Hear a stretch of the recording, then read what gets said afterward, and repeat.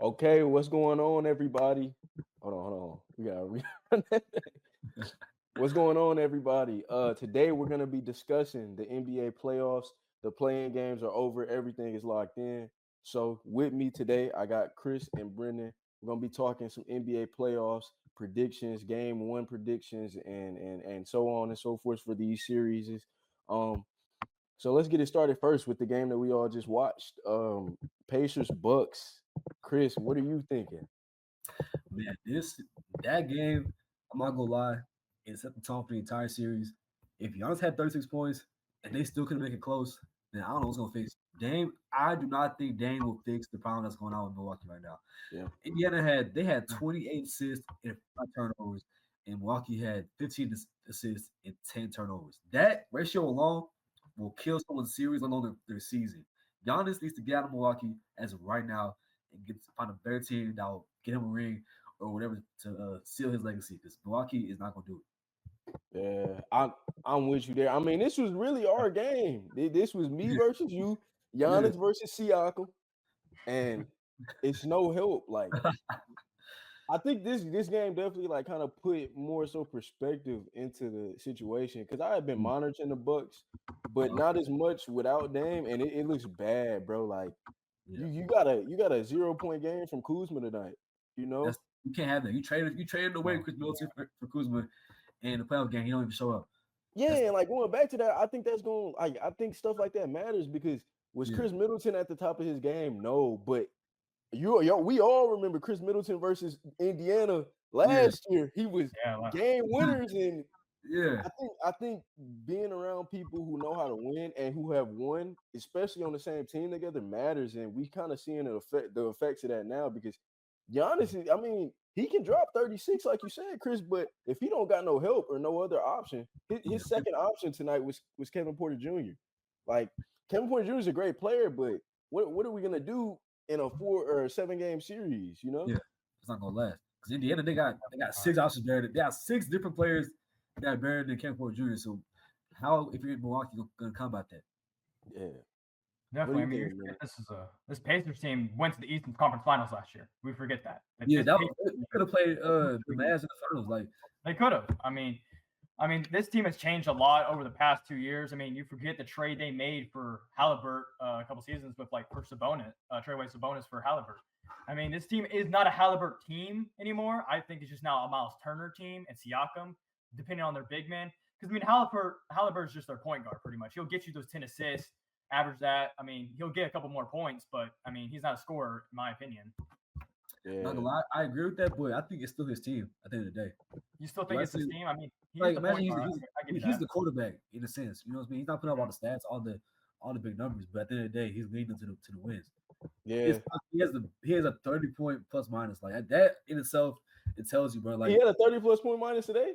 yeah, Yeah, bro. 27 So today. I said, Oh, yeah, for sure. like Almost look 30, at yeah. For sure. Cause like I ain't gonna lie, I was finna get on here and go in because I'm like, you know, in my opinion, I thought he was the first option, but yo, like oh he 12, like he like 12, 50 12 and 10 is cool. Like, yeah. yeah, Like Yeah. if I tell you a star point guard was shooting less than 25% from the field, I think like he's trash. That he's a liability. yeah. But he can score 20% and still lead a team to a win because he knows how to play the game. He can let everybody eat. He can And set. they I mean, he almost dropped the triple double today. He only had seven. He had 7 rebounds, 12 Yeah. points, and 10 points. So I mean, So maybe I feel like he knows his role as I don't gotta score. I don't need 30.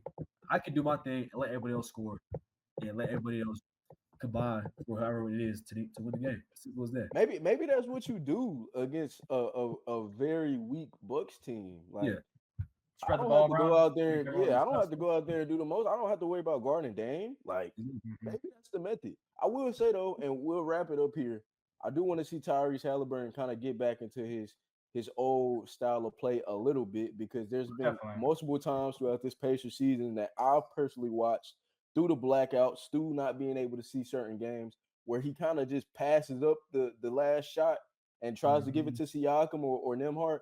I think we need to see Tyrese Halliburton kind of more so take on that last shot, that risky, I don't know, that step back S shot that we've kind of been missing this year. But all in all, though, like you said, the plus minus is great. The facilitating is great, like you said, Brendan. Yo, maybe that's how you schematically play against this Bucks team right now. But Maybe.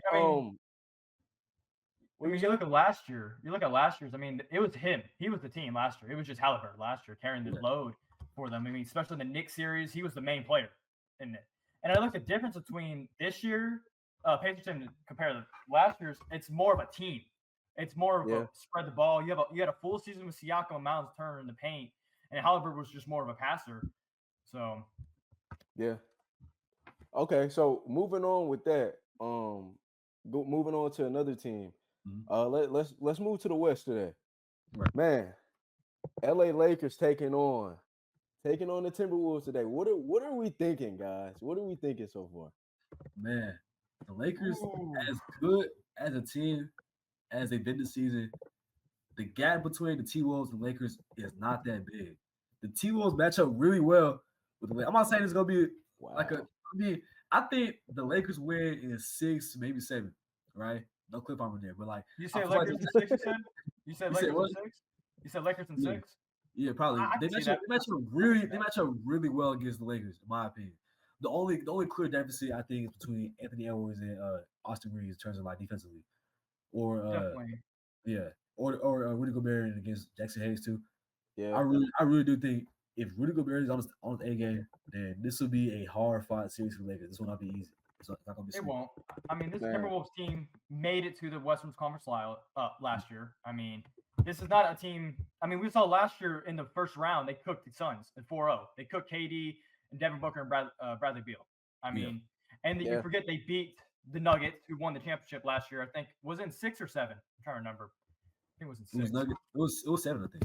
It was in 7. I mean, this you forget. People say Ant is the closest player, like play style. I'm not going to say he's Michael Jordan, but play style.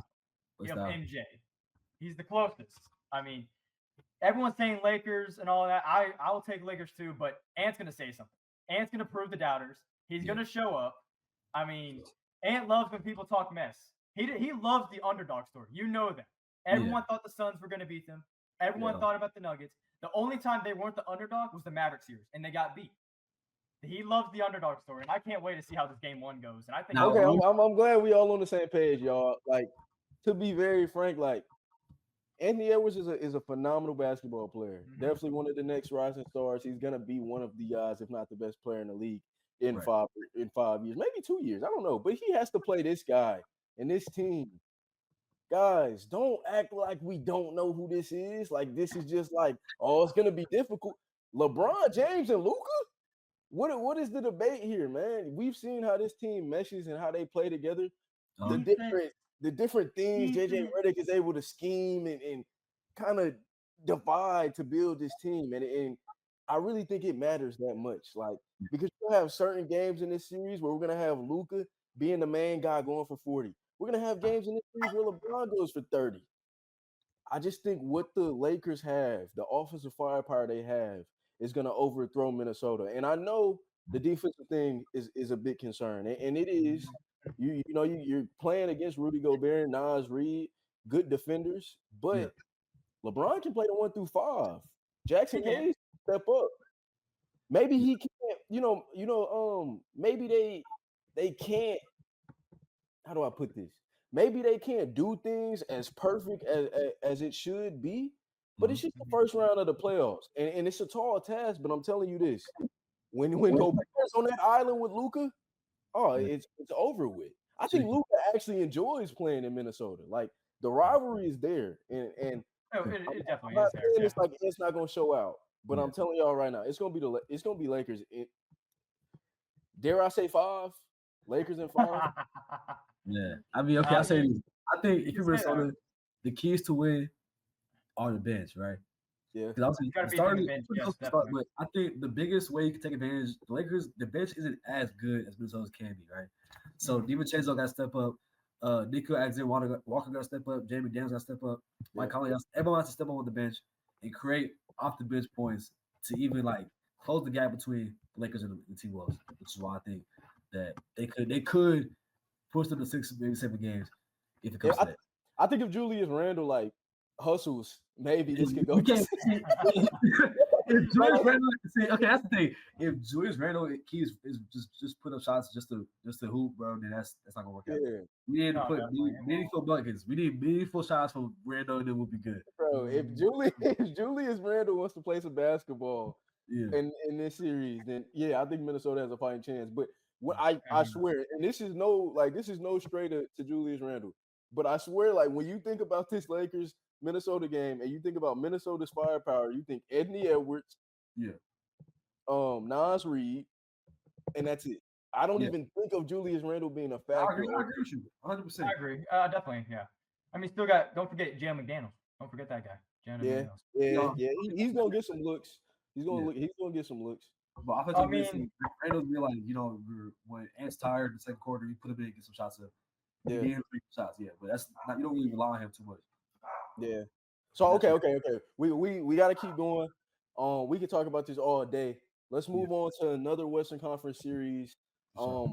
Houston playing the Golden State Warriors. What are we thinking, Brendan? What are we thinking, Brendan? Give me Warriors in 6. Yep. Give me Warriors in 6. I'm taking it. Playoff Jimmy with Curry. Jimmy even said this. He loves being the Robin. He loves Curry being the Batman. He said this a couple nights ago after the Grizzlies series. I just like the matchup. I think Curry's gonna have a field day. Curry's undefeated against the Rockets in playoffs too, all time. Yep.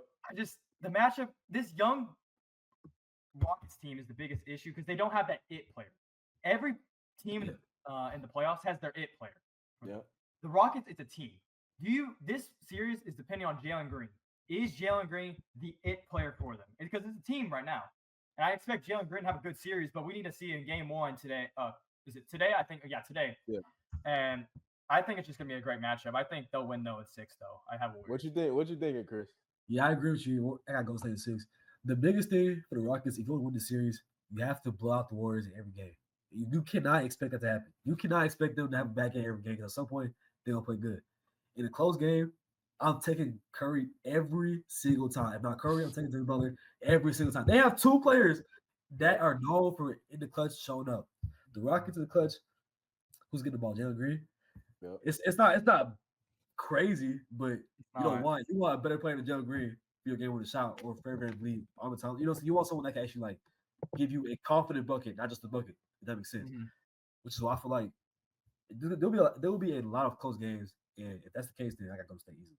Yeah, I think it's Golden State. I think that playing game showed me everything I need to see.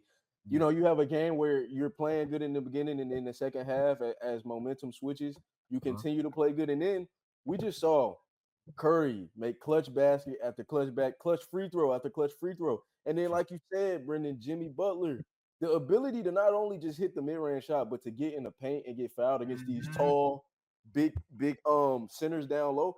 I think the Warriors got it here. And I know I'm not trying to say this like Houston isn't going to play good or it's just going to be lopsided. I think these are going to be super, super gritty games that bleed into whoever comes into the second round out of this group. But I'm with you, Chris. I can't bet against Curry. Like, it's just not right. I think, man, if you had these situations where Min Thompson maybe is slipping and isn't guarding Curry, he's going to have a field day on a defender like Fred VanVleet. He's going to be shooting over him. You know what I mean? Even if a Min is guarding Curry, if you have heater games from guys like Pokey, they're gonna fry Fred VanVleet and Jalen Green. So I think the Warriors, no pun intended, got strength in numbers here, offensive firepower. Defense is a role and momentum is a factor, but I'm not betting against Stephen Curry and playoff Jimmy. Like, no shot. Definitely, I agree with that. The biggest key is Jonathan Kuminga going to play? He's their leading scorer.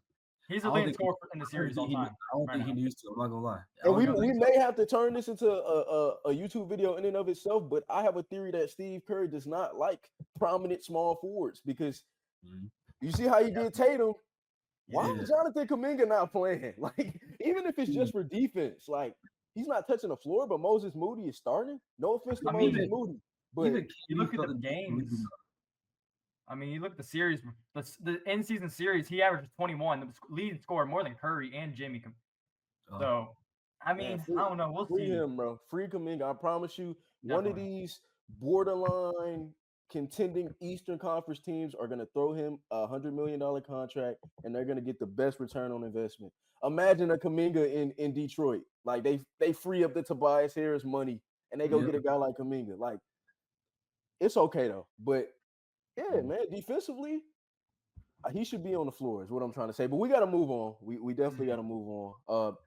Crunching for time here. Let's go back to or let's stay in the West. A lot of Western Conference games we got to talk about. Clippers versus the Nuggets, man. I'll start with you, Chris.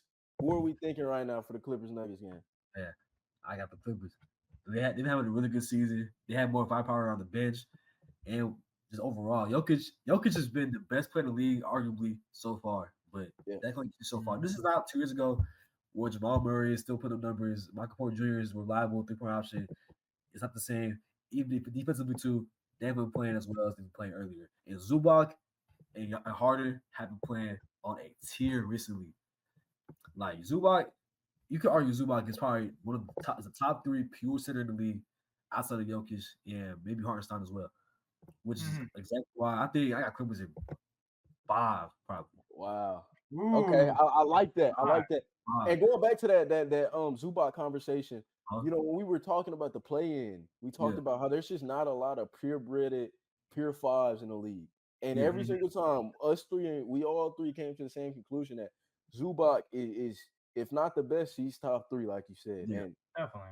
man, if there's anybody who can slow down Jokic, I think, and I think there's some statistic to back it up. Like Jokic doesn't play well against Zubac, but man, the pick and roll game and going to the mentality, like I'm not a fan of firing a head coach a week before the playoffs start. I think it's affecting Memphis, it's affecting Denver, and you cannot do that and have the same intensity, especially firing a guy who's taking you over the mountaintop. I think if LA all-time winning coach too for them. All-time winning coach for them too. Really? All-time winning coach. Did not know that. The more you know. So yeah, I think it's gonna really get treacherous for Denver. If I'm LA, I gotta snag one on the road and I gotta just clean up house at home. You got the wall now. It's gonna be rocking. You got a $2 billion stadium. If you ever because guys, I'll be frank and be honest with y'all. Big Paul George guy. Paul George is one of my favorite players, especially when he was on the Thunder. Last year, I had the most roller coaster of emotions watching them in the playoffs and lose to Dallas. Every single year, it felt like we just could not beat Denver. Denver was the kryptonite. LA, get some return on investment, man. Go beat the Nuggets. I really hope so. Low key rooting for y'all. So, yeah, that's what I got to say. Brendan, what are you thinking? I got Clippers in 6, of course. I think the key player of the series is going to be Kawhi. I think if Kawhi can go back to his old form, a Toronto Kawhi, it's dangerous. We haven't seen a good Kawhi since the bubble. And you forget they were 3-1 in that series against the Nuggets in the bubble. And they want that revenge, I feel like. They want to beat the Nuggets. And I think Kawhi, if he stays healthy this whole series and the whole playoffs, I think he's going to be the most dangerous player. I think he could honestly be the West MVP, if you had to say. It's so refreshing. And, you know, every basketball fan to see Kawhi Leonard playing at a high level. Like, Kawhi didn't get hurt, he'd be in that combo of best players in the generation. No, I think he's still gonna get remembered as one of the best. He beat Curry, he beat Bron. Like one more, man. I really hope they get it done. Not many people can say that. Not many people can say they beat Curry and LeBron in the finals. Not many people can say that. Yeah. So okay, we stretched out for time here, but there's one wild card series that we got to talk about, y'all. We've been kind of talking about it a little bit. We know which one. With the Buffs on, Cade Cunningham, we got to go with the Pistons, man. What do we think of Pistons, Knicks? And actually, I'll start this off. You know, love. You know, the city of New York is so gorgeous. Like it's fast paced, all of that. But as far as basketball goes, man, I don't know what's going on right now. This season in particular, they finally got it together. You know, you go get a big star like Cat. They can't win against these really good teams. They really cannot. I don't know the stat off the top of my head, but it's something like 0-10 against the Lakers, Nuggets, contending S teams, real teams, Celtics, Cavs, even in their own conference. It's the Celtics, Thunder, and Cavs. All the top 3 teams, they are 0-10. The New York Knicks are a fraudulent basketball team. And I really think Detroit is about to get one and turn the city up. Yo, this is Bad Boy Pistons here. Let's actually do a quick film breakdown. Man, Cade Cunningham is the truth, y'all. What Jalen Green is supposed to be, the conversations that Jalen Green is supposed to be in, Cade Cunningham kicked the door down and he forced his way into them. Cade Cunningham is turning up for a Detroit team that was a mockery. They were a joke of the NBA last year.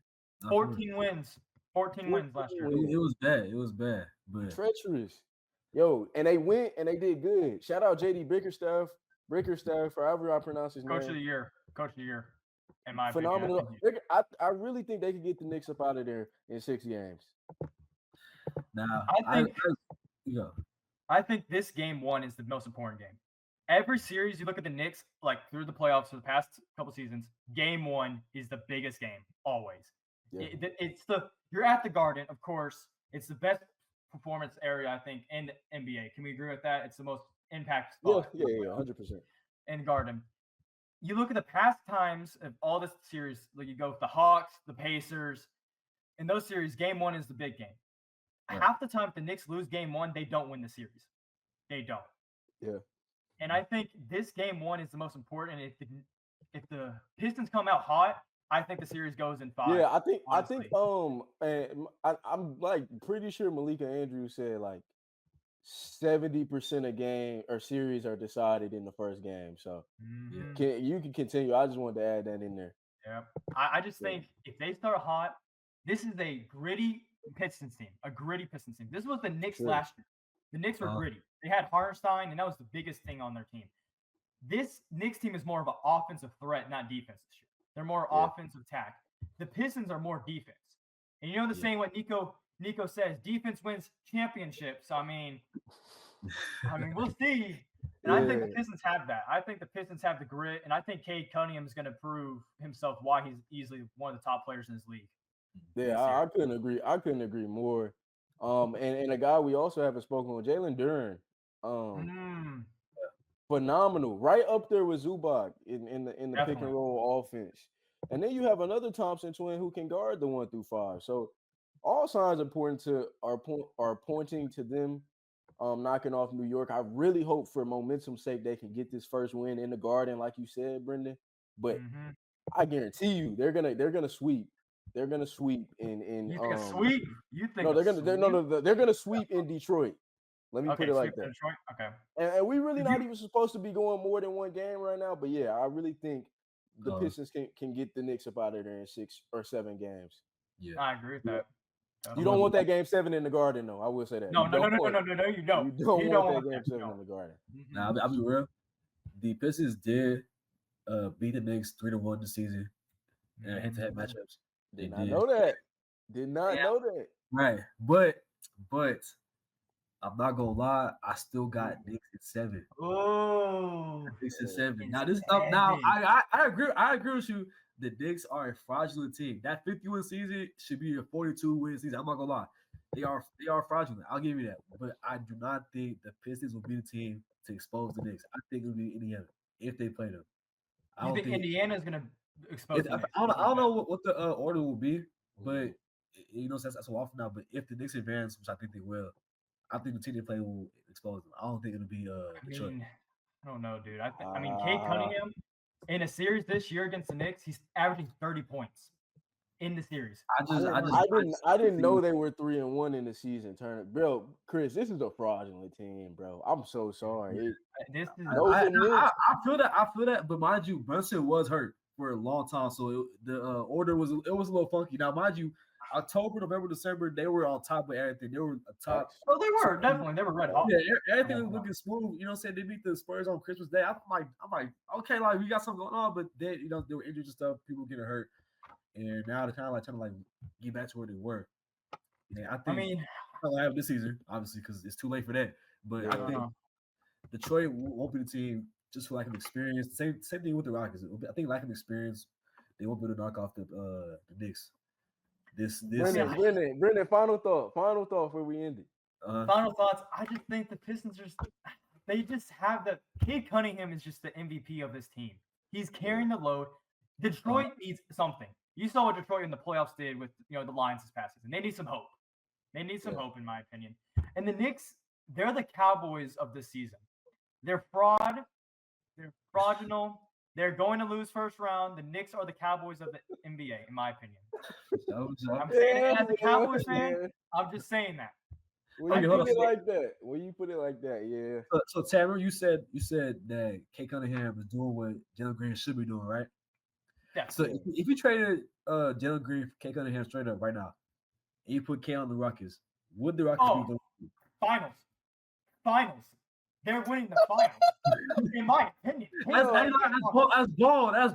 bold. Cade Cunningham on the Rockets in the West. Okay, bro. When we talk East and West, like it's a gap, but is the gap between Cade Cunningham and Jalen Green that large to where you can say that they go to the finals? Yes. Cade Cunningham is a difference maker. Bro, Jalen Green is. I mean, bro, he's being. Bro, look at how we're talking about a Min Thompson right now. Like that's gonna be a Min Thompson's team next year, bro. And we can get into that. We can get into that later. But now we gotta go rapid fire. We're running out of time here. I'm gonna let each of y'all say who y'all think will one win game one and then two win the whole series for the rest of these matchups. Starting off with you, Brenden. Cleveland Cavaliers hosting the Miami Heat. I got Cavs in 5. I got Cavs in 5. I think. Yeah, I agree with that. Yeah. Okay. Moving on, Chris. Celtics Magic. Boston in 6. Boston in 6. Boston in 6. Okay. Yeah. As far as the Thunder and Grizzlies goes, the Thunder versus the Grizzlies. Yo, guys, just for context, bro. Man, I'm gonna be at the game. You know, that's like an hour from school. Yeah. Give me Thunder in 5. Give me Thunder in 5. I got OKC in 6. I'm not gonna lie. And where do you get that Grizzlies win? At game 3 or game 4? Oh, that game 4 game is on like a Saturday. I gotta go to that one, bro. Yeah, I hope they sweep though. I really hope if OKC sweeps the Grizzlies, we're gonna be having a serious discussion in about a week here. Because but that's all we got. We're gonna do some more content. Promise y'all. Yeah, this is TPC. I got Chris and Brenden with me. Make sure y'all like, subscribe to the YouTube and all of that. We appreciate y'all. Y'all tap in.